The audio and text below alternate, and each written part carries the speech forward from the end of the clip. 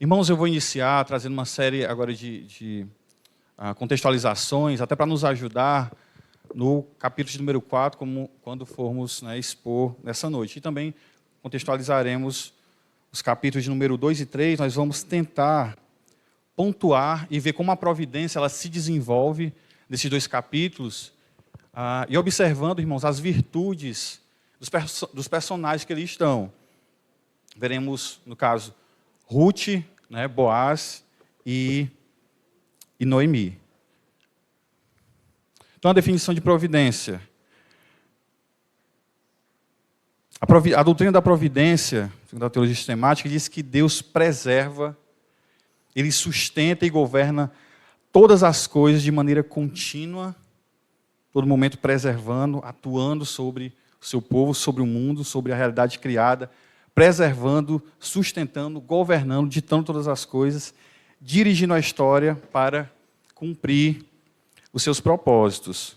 Mas existem algumas perspectivas contrárias a isso, que assim, mesmo aqueles que têm uma boa teologia, saiba na definição, colocá-las, enfim, defini-las, na prática, irmãos, os irmãos vão ver, vou passar aqui algumas perspectivas contrárias à providência, muitas vezes nós trabalhamos dentro, às vezes, dessas categorias.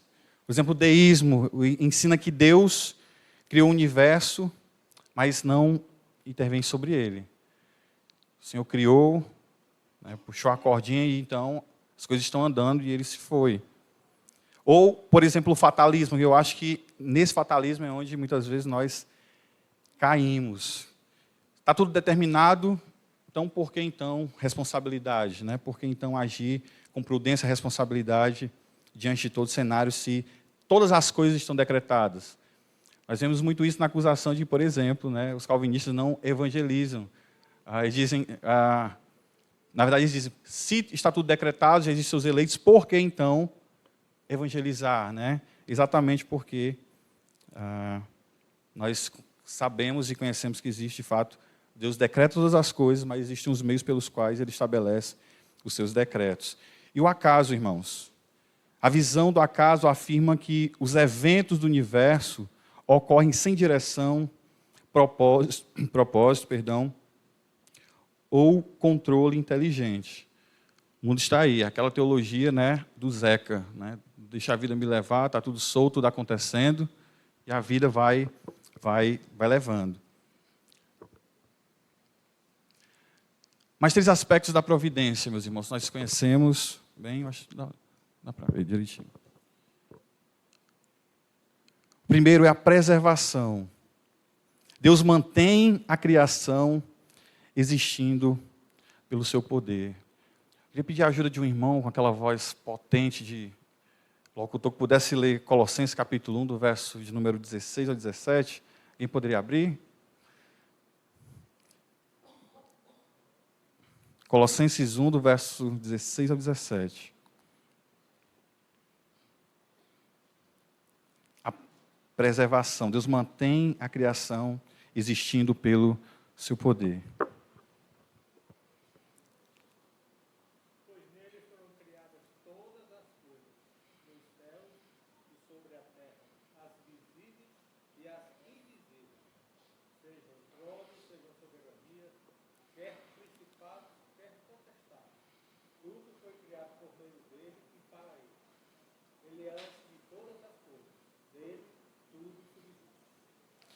Em Cristo.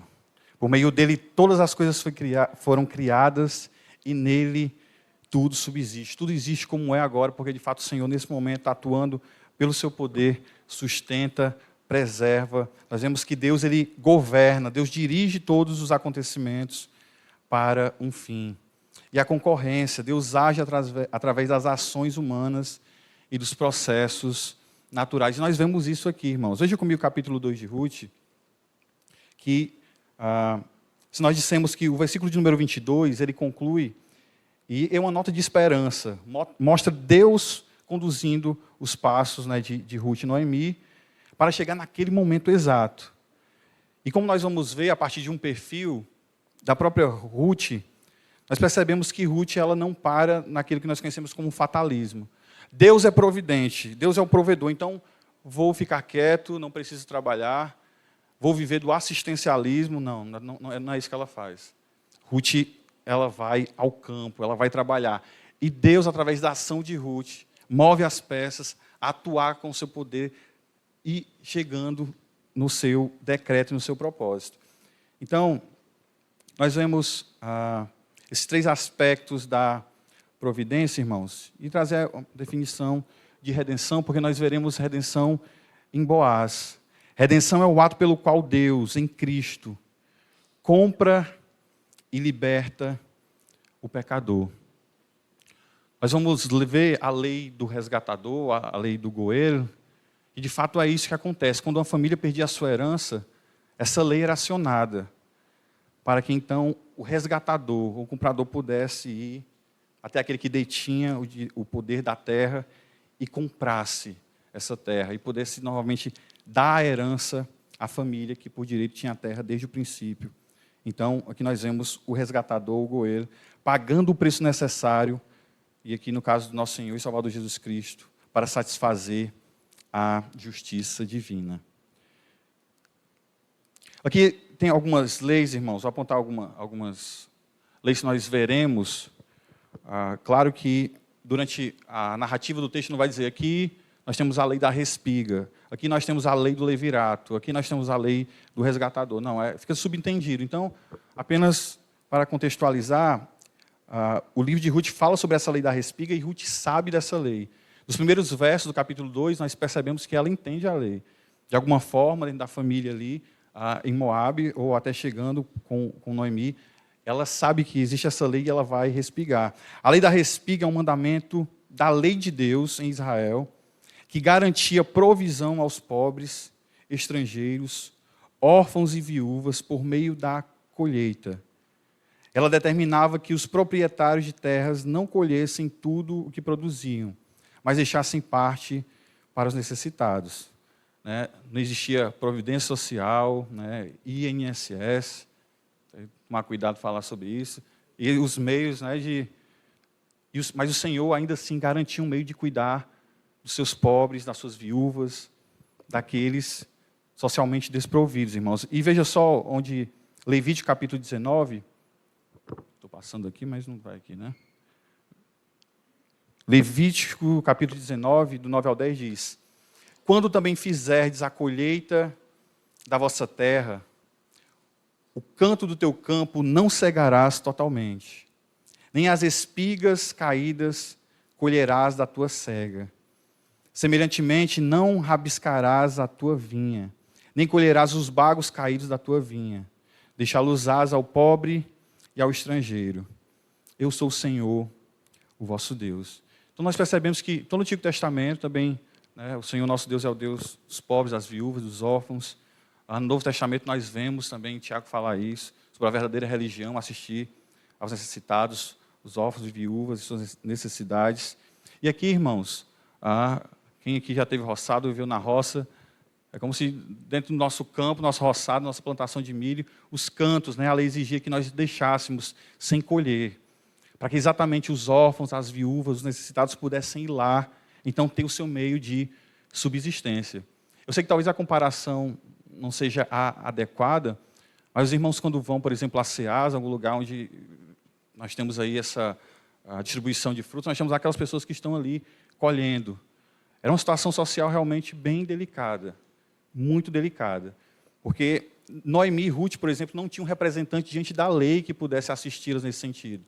Ainda que eles tivessem herança uma lei, precisavam, diante da lei que nós vamos ver aqui, da terra, de um representante para reaver a própria herança.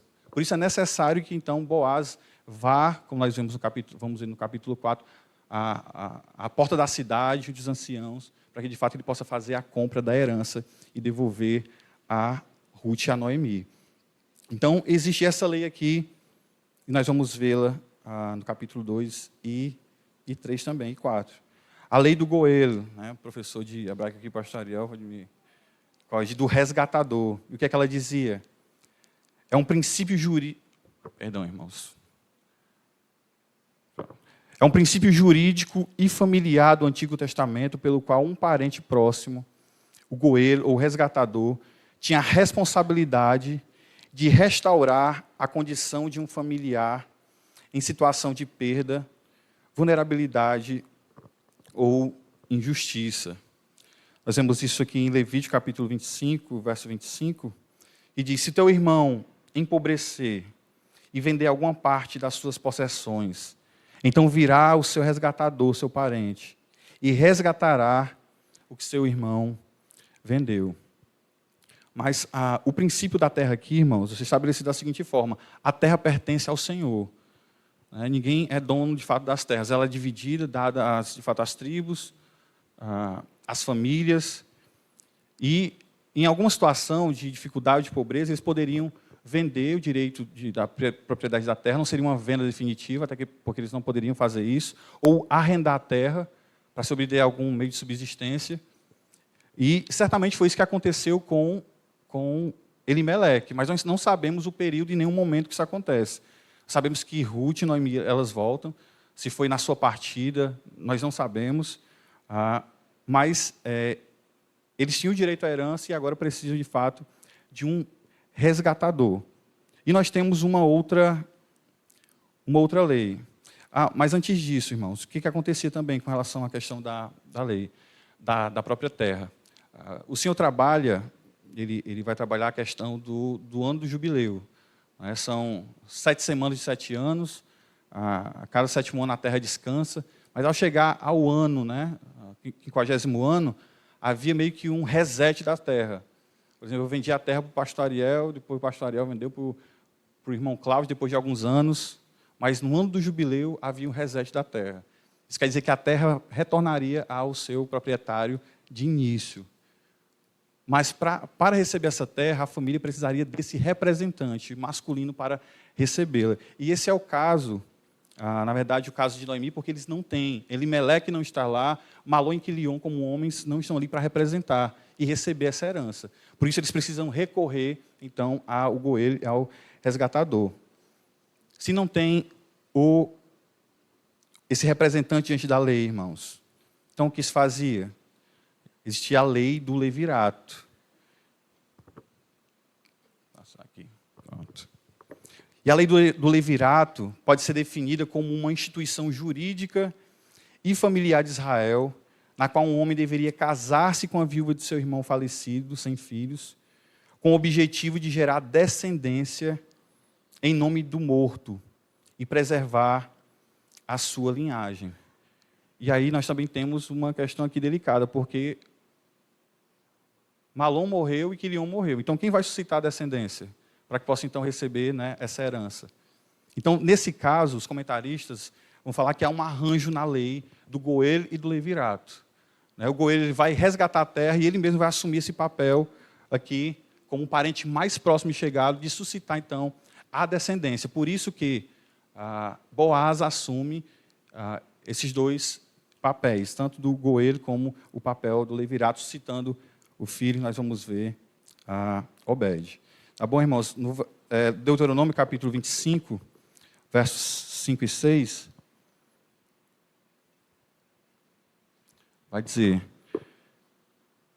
se irmãos morarem juntos e um deles morrer sem filhos, então a mulher do que morreu não se casará com outro estranho, fora da família. Seu cunhado a tomará e a receberá por mulher, e exercerá com ela a obrigação de cunhado. O primogênito que ela lhe der será sucessor do nome do seu irmão falecido, para que o nome deste não se apague em Israel.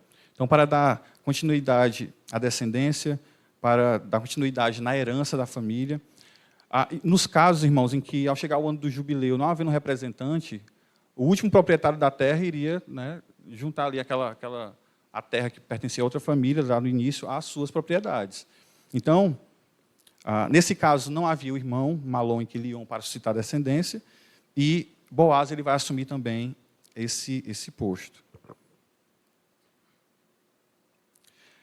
Para contextualizar agora, meus irmãos, o contexto moral, religioso, ético da nação de Israel. Os irmãos puderem abrir comigo em Juízes, capítulo 19.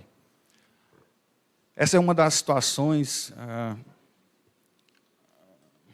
bem delicadas que nós vemos nas Escrituras, né? O que acontece ali com a concubina, a forma como ela é tratada, a percepção, né, de masculinidade, de homem, o levita, né, que não assume ali o seu papel, de homem conduzir sua mulher, em honrá-la, em protegê-la. Nós vemos, irmãos, os irmãos vão perceber que todo o texto da narrativa vai tratar sobre um levita, uma concubina, o pai dessa concubina, um velho. Ele não dá nomes. E aí é interessante porque é exatamente isso que os comentaristas vão apontar. O anonimato dos personagens, aqui ele é intencional. E aqui também é um paralelo direto, depois nós vamos ver, com o Gênesis capítulo 19 também. Ele é intencional para representar como uma representatividade corporativa e como manifestar a universalidade do pecado. Essa é uma narrativa que mostra a corrupção do povo de Deus, né? O levita, por exemplo, inicia com ele tendo um problema com a sua concubina. Ela vai para a casa dos pais, passa 4 meses, nós vemos isso no relato, e ele vai à casa do pai, fica lá durante um tempo, o pai insiste para ele ir, não vá, fica aqui, não, vou sair. Até que ele sai, e no decorrer da narrativa ele chega a Gibeá, nós vemos isso. Então lá ele não recebe acolhida, e vem chegando um velho, como diz o texto. Então o recebe em casa. E homens daquela região vão até a casa para tentar abusar dele. E o que é que eles fazem? Eles entregam então a concubina. Há um paralelo aqui, irmãos. Nós vemos isso com Gênesis 19. Um velho que acolhe anjos em casa, né? Homens que vão até a casa tentar abusá-las, mulheres que são entregues ali, quando na verdade eles ser protegidas, são entregues para serem abusadas no lugar desses homens. E o que isso quer dizer, o que isso aponta? E por que nós estamos vendo o contexto de Juízes? Porque é exatamente nesse contexto que o livro de Ruth, a narrativa de Ruth está acontecendo. Como nós falamos ontem, é uma janela aqui no meio de todo esse contexto, esse quadro geral. E isso mostra e realça o poder da providência e como o Senhor atuou ali, conduzindo Ruth. E veja só, o levita ele é um símbolo da religião em Israel. Problema em seu casamento, a falta de honra, irmãos, entregar a própria mulher para ser abusada. O velho e o levita também representam a condição dos homens sem honra da nação de Israel. Gibeá e a tribo de Benjamim representam toda a nação corrompida. E é um paralelo com o Gênesis 19. E aí é onde apontam, né? Estão considerando a própria nação de Israel com Sodoma e Gomorra. Sua depravação moral, ética e espiritual. E a própria concubina é a representação da condição das mulheres em Israel. Poderiam ser facilmente violentadas. Aqueles que deveriam protegê-las, na verdade, homens sem honra, era a marca desse contexto. Facilmente poderiam abusá-las porque não seguiam a lei de Deus, não amavam a Deus. Há esse mote que nós conhecemos, esse refrão do livro de Juízes, cada um fazia o que queria, não havia rei em Israel. Então a concubina é a representação da condição das mulheres em Israel, assim como da fragmentação da nação. Os irmãos lembram, ela é dividida em 12 partes, né? Representando cada tribo, e são enviadas essas partes. Um povo dividido, uma nação dividida, quebrada, pela condição que viviam em pecado, sem Deus, sem sua palavra e sem observar a lei do Senhor. Então, irmãos, nós vemos que esse é o cenário. E veja como realça, quando nós vemos a falta de honra nos homens, as mulheres ali vulneráveis, porque no início do capítulo de número 2, vai dizer que Ruth, a moabita, vai dizer, deixa-me ir ao campo. Uma presa fácil nesse contexto. Versículo de número 22, anteriormente, vai dizer que ela chegou no momento certo, na época da colheita. E ela já diz imediatamente, deixa-me ir ao campo. E aí nós vemos o Senhor conduzindo. O Senhor não permite com que ela seja, então, violentada. Ela diz, apanharei espigas atrás daquele que me oferecer. ela não sabe para qual campo ela vai. Os irmãos conhecem aqui Belém, já viajaram, né? Grande parte aqui. Tem um professor nosso que foi aqui do seminário, Diego Ramos. Todo ano ele faz a visita, faz o panorama geral lá em Belém. E nós vemos, irmãos, lá de cima do monte, os campos são vastos, são muitos campos. Ela diz, eu vou a um campo. Ela não tem um campo definido. Ela não está pensando em ir ao campo de Boaz. E o contexto que nós mencionamos é o contexto que ela está vivendo agora. Ela diz, eu vou ao campo e apanharei espigas atrás daquele que me oferecer. E ela disse, vai, minha filha. E ela se foi e chegou ao campo e apanhava espigas após os segadores. Aí entra aquela questão da ironia como recurso aqui para tratar da providência, como Deus está atuando. Por casualidade, por acaso, sem pretensão alguma, ela entra aonde, irmãos? No campo que pertencia a Boaz. E aqui o Senhor intencionalmente quer nos mostrar isso. Diante do seu contexto difícil, perigoso, o Senhor a protege e a conduz a um campo de um homem que nós vamos ver que é honrado. Um homem que é conhecido pela nação e pelos seus como um homem piedoso, um homem de Deus. O Senhor não conduz Ruth a qualquer campo, mas conduz ao campo de Boaz. É interessante que há um resgatador aí na fila de preferência, né? Porque antes de Boaz vem outro. Mas o Senhor já encaminha exatamente para o seu resgatador. Ele vai dizer no capítulo 3, olha, vou lhe resgatar, mas espera aí, para ver a honra dele. Não vou pular etapas, né? Até o John MacArthur disse que ali há um romance entre Ruth e Boaz. Que há a possibilidade, muitos comentaristas fazem isso. Considerando a possibilidade, havendo ali um romance, ele diz, existe um na minha frente, eu vou considerá-lo. Se ele permitir, se ele não quiser, então eu a resgatarei. Ele segue a lei, é um homem piedoso, é um homem fiel. E é para o campo desse homem que o Senhor conduz Ruth. E aí, irmãos, aqui esse termo que nós grifamos em verde, ele diz, eis que, estou mostrando essa ironia, veio Boaz de Belém. Então perceba, ela vai ao campo, não sabia para qual campo ela iria, por casualidade ela cai no campo de Boaz. E eis que naquele dia também Boaz estava chegando no campo. Então, é o Senhor trabalhando e conduzindo todas essa realidade, soberanamente. Irmãos, é muito interessante, eu quero agora, a partir de agora, trabalhar o perfil de cada um dos personagens, mas mostrando que eles não usam do fatalismo. Deus é o Deus da providência, mas enquanto isso eu vou ficar aqui esperando, aguardando, nada vou fazer. Não é isso. E eles cultivam, é interessante e é belo ver que até que a providência conduz à redenção, a maneira como as virtudes são cultivadas. Eles trabalham e vivem, né, se relacionam de forma piedosa, graciosa. Por que isso é importante considerar, irmãos? Estávamos trabalhando na igreja, nós estamos pregando, fazendo a exposição de Colossenses pela manhã, e aí considerando também uma reflexão de um pastor presbiteriano, esqueci o nome do pastor, mas ele considera uma espiritualidade, ele vai falar sobre uma espiritualidade exibida e uma espiritualidade encarnada, como diria o pastor André, uma espiritualidade plasmada. Há um mundo de diferença entre essas coisas. Ele vai falar sobre essa espiritualidade que almeja, né, que está com a mente inchada, muito conhecimento, e é bom. Mas um conhecimento e uma realidade teórica que não decanta para o coração, que não transforma a ponto de nós percebermos as virtudes como consequência daqueles que estão unidos a Cristo. O argumento do apóstolo Paulo, irmãos, em Colossenses capítulo 3, é que aqueles que estão unidos a Cristo em sua morte e ressurreição, eles vão se despir do velho homem. Ele vai dizer, lutem, né, contra essa natureza carnal, que ele vai dizer que é maligna. Ele vai citar uma lista lá de pecados sexuais, pecados no âmbito da realidade horizontal, de um irmão para com o outro. E ele vai dizer, se revistam como eleitos de Deus e amados. Como é que é um eleito? Ele vai dar as características de um eleito. Ele vai dizer de ternos afetos de misericórdia, de bondade, de mansidão. Ou seja, estar unido a Cristo, de fato, em sua morte e ressurreição, traz evidências. Nós não estamos dizendo que uma realidade ética e moral, precisamos tê-la para alcançar a salvação, não.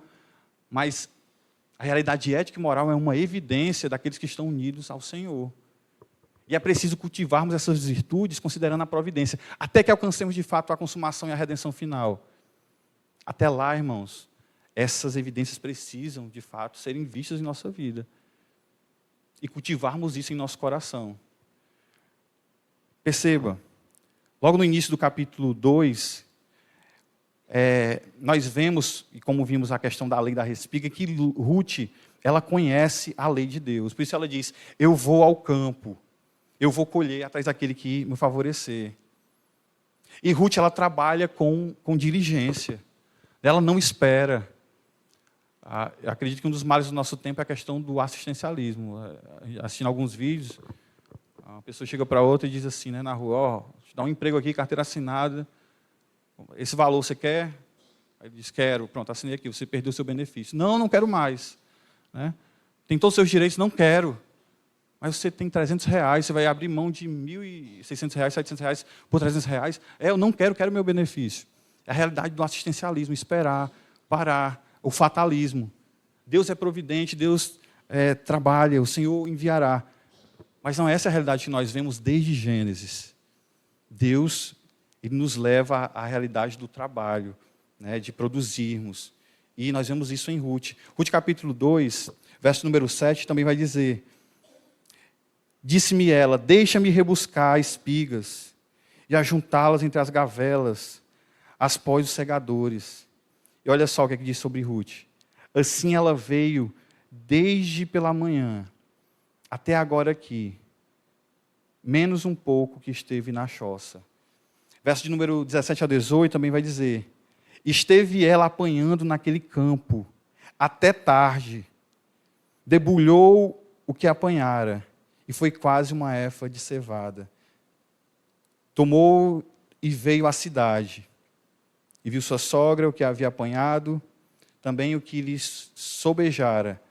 Depois de fartar-se, tirou e deu também à sua sogra. Então ela trabalhou, colheu muito, claro, teve a ajuda ali, Boaz consentiu que ela estivesse, a protegeu.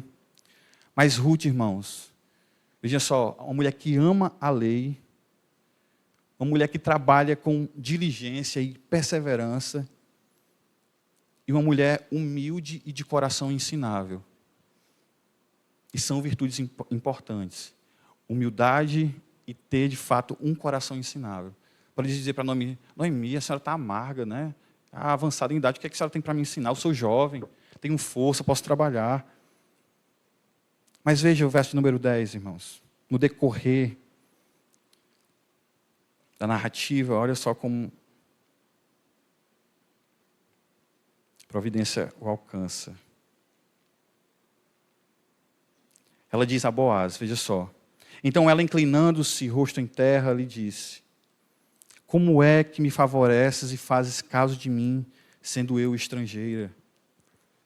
Verso 13, ela diz, verso 13, disse ela, tu me favoreceste muito, Senhor meu, pois me consolaste e falaste ao coração de tua serva, não sendo eu nem ainda como uma das tuas servas. E aí, nós vemos o verso, capítulo 3, já após colher, né, informar a Noemi que encontrou Boaz, o resgatador. Noemi é transformada, irmãos, passa da amargura, agora está, né, eufórica, feliz, a providência a transformou. E aí ela passa agora a bolar um plano, e ela diz, do verso 5 ao verso 6. Depois de ter recebido as ordens, Ruth diz, respondeu-lhe Ruth, tudo quanto me disseres farei. Então foi para a eira e fez conforme tudo quanto a sua sogra lhe tinha ordenado. Essas são características do eleito, né? Humildade, diligência, perseverança, o amor pela lei de Deus, um coração humilde. Paulo cita essas características tanto aos Colossenses como em Gálatas também, como fruto do Espírito. Esse, de fato, é o fruto de um eleito de Deus. Ruth, irmãos, ela é sábia, corajosa e reverente. Eu coloquei aqui o nome de Tamar porque os estudiosos fazem também um comparativo com elas, um paralelo. Porque enquanto Tamar, ela se cobre e se finge de prostituta, né, para obter, então, ali a sua herança também, nós vimos que isso acontece de Judá, nascimento de Pérez. Ruth também, no mesmo objetivo, ela não se cobre, ela vai de forma genuína, deita aos pés ali de Boaz no campo, declara o que de fato ela veio a fazer, qual a sua intenção, não encobre nada. Então, ela é sábia, corajosa e também reverente. Veja comigo o capítulo 3, versos 7 e 9, que vai dizer o seguinte: havendo, pois, Boaz comido e bebido, e estando já o coração um tanto alegre, veio deitar-se ao pé de um monte de cereais. Então chegou ela de mansinho e lhe descobriu os pés e se deitou. O verso 9 diz: disse ele: quem és tu? Ela respondeu: sou Ruth, tua serva. Estende a tua capa sobre a tua serva, porque tu és resgatador. Então, irmãos, ela não encobre. Aqui alguns vão relacionar o fato dela descobrir os pés de Boaz com alguma relação ligada a uma questão sexual, mas não tem nada a ver. É uma questão de sabedoria situacional. Descobrindo os pés, né, o frio ali iria acordá-lo para que, de fato, ela propusesse a sua questão. Então, Ruth é reconhecida, irmãos, por último, pelo próprio Boaz, como uma mulher virtuosa, que reconhece a necessidade de redenção. E esse é o termo que é utilizado para Ruth. Irmãos, eu não passei aqui, né? Pronto. Perdão. É o termo que é utilizado para Ruth, no capítulo 3 e no verso 11. Ele vai dizer o seguinte: agora, pois, minha filha, não tenha receio. Tudo quanto disseste te farei, pois toda a cidade do meu povo sabe que tu és uma mulher virtuosa. Ou seja, uma eleita, transformada, conhecedora da palavra de Deus, dos desígnios de Deus, da soberania de Deus, da providência de Deus, uma doutrina que decantou para a sua alma, de modo que ela vivia aquilo que ela, de fato, conhecia do próprio Senhor. Capítulo 2, irmãos, no contexto geral, o Senhor alimenta, né, Boaz é aí o tipo de Cristo que alimenta a Ruth com pão, enquanto no capítulo 3 a alimenta, na verdade, a serve com redenção. Nós vemos também a personagem de Noemi. Veja só, Noemi é considerada por alguns comentaristas como a correspondente feminina de Jó no Antigo Testamento, por suas perdas, suas dores e amarguras. Nós temos um representante, um homem que sofreu bastante, nós sabemos, Jó. Nós temos uma correspondente feminina, essa é Noemi. Mas como vemos, irmãos, Noemi ela é quebrantada e transformada pela providência e pelo recede, o amor providencial de Deus. No capítulo 2, após a colheita de Ruth, chegar do campo, veja comigo o verso de número 20, Noemi, que estava amargurada até aquele momento, ela diz a Ruth: então Noemi disse à sua nora: bendito seja ele do Senhor, que ainda não tem deixado a sua benevolência, nem para com os vivos e nem para com os mortos. Disse-lhe mais Noemi: esse homem é nosso parente chegado e um dentre os nossos resgatadores. E perceba a transformação, né? Nós vemos isso pelo início do capítulo de número 3. A providência transforma agora a amargura de Noemi em regozijo, né? A sua dor em alegria. E a partir do capítulo 3, Noemi passa da amargura para alguém que lê a providência e agora está aconselhando Ruth. Olha, o Senhor está fazendo, então agora vamos fazer isso aqui. Do verso 1 ao verso 5, irmão, veja só. Disse-lhe Noemi, sua sogra: minha filha, não hei eu de buscar-te um lar para que sejas feliz? Ora, pois não é Boaz na companhia de cuja serva estivesse um de nossos parentes? Eis que esta noite a limpará a cevada na eira. Banha-te, unge-te, põe os teus melhores vestidos e desce à eira.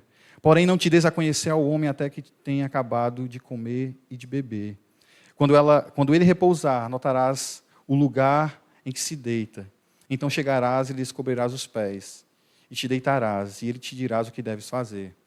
Então, Noemi agora passa a aconselhar, a direcionar. Alguém que estava na sua, enclausurada ali, sofrendo, agora vê a providência de Deus, lê a providência, e perceba, Noemi passa da inquietação da amargura para a espera paciente.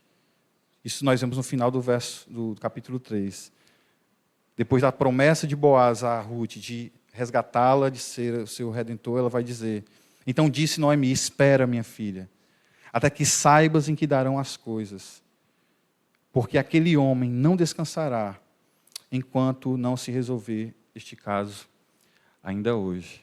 Então o Senhor vem conduzindo, irmãos. Esses perfis mostram a nossa vida também, como a providência chega em momentos de luto, dor, enfermidade. Nós vemos o alento, a mão de Deus sobre nós, trazendo conforto. E de fato nós respiramos. Em Ruth nós vemos as virtudes que são cultivadas no coração de um eleito e também em Boaz.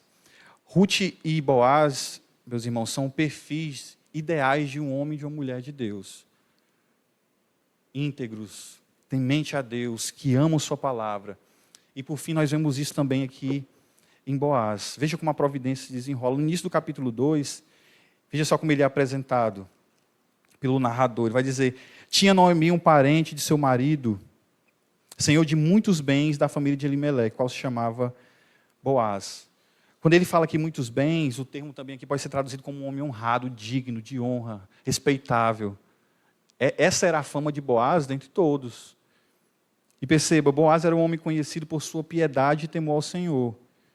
Nós vemos isso no verso 4, também vemos aqui no ponto 3, que no mesmo verso, nós vemos que Boaz é um homem reconhecido e amado por seus empregados. E aqui são termos de piedade, que demonstram o temor dele a Deus no trato com os seus, com o trato com os seus servos, e a maneira como os seus servos também o respondem. Veja só o verso número 4. Boaz chega então ao campo, eis que Boaz chega ao campo, veio de Belém e disse aos segadores. O Ian Duggan, irmãos, antes de lermos, ele diz assim: as primeiras palavras de um homem na Bíblia devem ser consideradas. Falam muito sobre ele. E aí ele cita as primeiras palavras de Boaz. As primeiras palavras de Boaz é: o Senhor seja convosco. Responderam eles: o Senhor te abençoe. Isso mostra essa relação genuína, de afeto cordial que Boaz tinha entre ali os seus. E Boaz, irmãos, ele é um pastor cuidadoso e atento, nós vemos isso no verso 5, mas que também mostra como Deus conduziu Boaz a observar Ruth ali. Porque nós sabemos, assim como Ruth, existiam muitas outras pessoas que estavam ali no campo para respigar também, colher, órfãos, viúvas. E Ruth era uma dessas pessoas. Mas perceba, verso número 5. Depois perguntou Boaz aos servos encarregados dos segadores: quem é essa moça? Quem é aquela? O Senhor leva Boaz a observar, dentre todos, nós vimos, vai para o campo certo, do homem certo, do seu Redentor, e aí ele, conduzido pelo Senhor, fita os olhos exatamente em Ruth, mostrando de fato a providência de Deus, conduzindo também todas as coisas. Não passei, irmãos? Perdão, pronto, Ruth. Os irmãos, me avisem, irmãos, por favor, tá bom? 4, vimos o 4, pronto. Para o último aqui, irmãos, aí nós concluímos. Veja só o perfil. Pronto, passei aqui, mas não passei aqui. Pronto. Boaz, ele é generoso e trata Ruth com dignidade. Se os irmãos fizerem a leitura, irmãos, do capítulo 2 e capítulo 3, os irmãos vão perceber que os servos de Boaz se referem a Ruth como a Moabita, todo momento. Veja, a Moabita, essa é a Moabita. E como é que Boaz trata Ruth? Ele chega e diz: minha filha, chega-te para cá. Veja só o verso de número 8 ao 9, do capítulo 2, ele diz: então disse Boaz a Ruth, olha só, ouve, filha minha, não vás colher no outro campo, nem tampouco passeis daqui, porém ficarás com minha serva. Diferente dos homens descritos ali, como o perfil dos homens em Juízes, no período de Juízes, lá em Juízes capítulo 19, Boaz, irmãos, ele protege a dignidade das suas servas. Não expõe ali as servas como fizeram aqueles homens, mas as protege aqui. Verso de número 14 e 16, nós vemos também Boaz falar a Ruth. A hora de comer, Boaz lhe disse: chega-te para aqui, e come do pão, e molha no vinho o teu bocado. Ela se assentou ao lado dos segadores, e ele lhe deu grãos tostados de cereais. Ela comeu, se fartou e ainda sobejou. Tirai também dos molhos algumas espigas e deixai-as, para que as apanhem e não a repreendais. Então, Boaz vai além do que a lei exige. A lei diz, o mantimento que cair no solo, você vai deixar. Mas ele diz, não, vai lá, pega o milho, né, intencionalmente joga lá, deixa lá, o cereal, deixa, para que eles possam rebuscar, e não falem nada. Ela vai colher e não fale nada. Boaz é generoso. Boaz, irmãos, ele é diligente, por fim, em cumprir a lei do resgatador. Capítulo 3, verso 13, ele vai concluir da seguinte forma. E veja como ele é honrado. Verso 12, ele vai dizer o seguinte. Ponto 7, né? Primeiro, Boaz demonstra retidão a reconhecer que é um resgatador antes dele. Verso 12 diz, ora, é muito verdade que eu sou o resgatador, mas ainda há outro resgatador mais chegado do que eu. Há uma oportunidade ali de ser o resgatador, segundo alguns comentários vai dizer que há ali um romance, então Boaz pode, de fato, ir além. Mas ele diz, olha, não, existe alguém que tem a prioridade, eu não vou fazer isso. Mostra honra, dignidade, essa virtude característica desse servo de Deus. E no verso 3, irmãos, nós concluímos, Boaz é diligente em cumprir a lei do resgatador. Ele diz no verso de número 13, fica-te aqui esta noite, e será que pela manhã, se ele te quiser resgatar, bem está, que te resgate. Porém, se não lhe apraz resgatar-te, eu farei, tão certo como vive o Senhor. Deita-te aqui até amanhã. E Boaz, meus irmãos, é de fato um tipo de Cristo, ele cumpre a lei, cumpre a exigência da lei, para poder então resgatar, pagar o preço, trazer de volta a herança, né, assim como o nosso Senhor Jesus Cristo o fez. Temos aqui um último quadro. Boaz era o representante, resgatador, goel, Cristo é o representante legal, o Deus homem. Boaz, ele tinha o direito legal de resgatar. Cristo tem autoridade divina para redimir. Boaz resgatou a herança de Elimeleque. Cristo restaura a herança perdida pelo pecado. Boaz casou-se com Ruth, uma estrangeira. Nosso Cristo, ele redime um povo que não era povo. Boaz pagou o preço do resgate.